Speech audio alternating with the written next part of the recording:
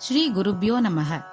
இன்றைய தினம் ஸ்ரீ மகாபெரியவா அருளிய தெய்வத்தின் குரல் முதல் பாகத்தில் உள்ள எதிர்கொண்டு அழைப்பான் என்கிற அத்தியாயத்தை பார்க்கலாம்.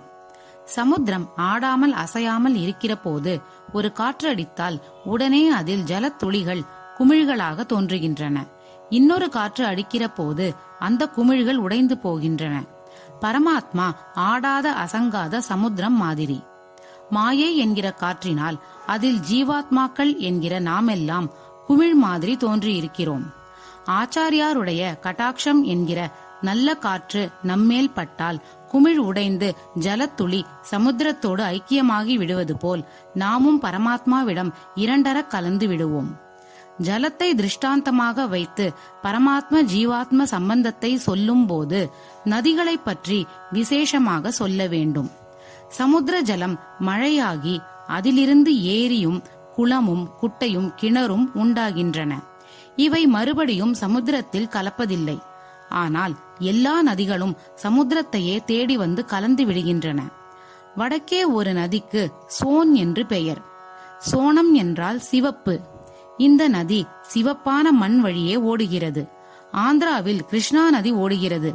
கிருஷ்ண என்றால் கருப்பு. இந்த நதி கருப்பு மண் மீது ஓடுகிறது. கங்கை என்றால் வெளுப்பு. இதுவும் அது ஓடி வருகிற பிரதேசத்தை பொறுத்து ஏற்பட்ட பெயர்தான். மூன்றும் ஒரே சமுத்திரத்தில்தான் கலக்கின்றன. சிவப்பு ரஜோகுணம், கருப்பு தமோகுணம், வெள்ளை சத்வகுணம். மனசானது முக்குணங்களில் எதில் பாய்கிறதோ அதை ஒட்டி ஜீவாத்மாவின் சுபாவம் அமைகிறது. எப்படி ஆனாலும் கடைசியில் பரமாத்ம சமுத்திரத்தில்தான் கலந்தாக வேண்டும். Water finds it's level. தொடர்புடைய நீர்ப்போக்கு ஒரே மட்டத்தில் இருக்க முயலும் என்பார்கள். மலை உச்சியில் மழை பொழிந்து நதி உண்டாகிறது. அங்கிருந்து கீழே கனவேகமாக ஒரே இரைச்சலோடு அருவி விழுகிறது.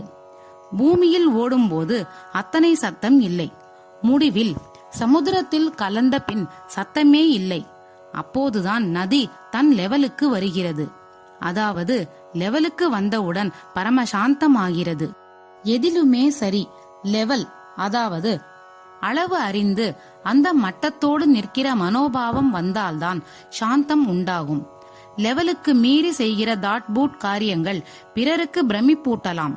ஆனால் இதனால் நாமே நம் சாந்தியை குலைத்துக் கொள்வதுதான் பலன்.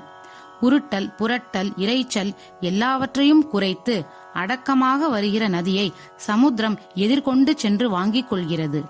இதனால்தான் நதியின் சங்கமஸ்தானங்களுக்கு சிறிது தூரம் முன்னாலிருந்தே உப்பு கரிக்கிறது. நாம் லெவலை மீறாமல் அடக்கமாக சென்றால் பரமாத்ம சமுத்திரமும் நம்மை எதிர்கொண்டு அழைத்து போய் தனக்குள் அடக்கம் செய்து கொண்டு விடும். இதுவே இந்த அத்தியாயத்தின் சாராம்சம்.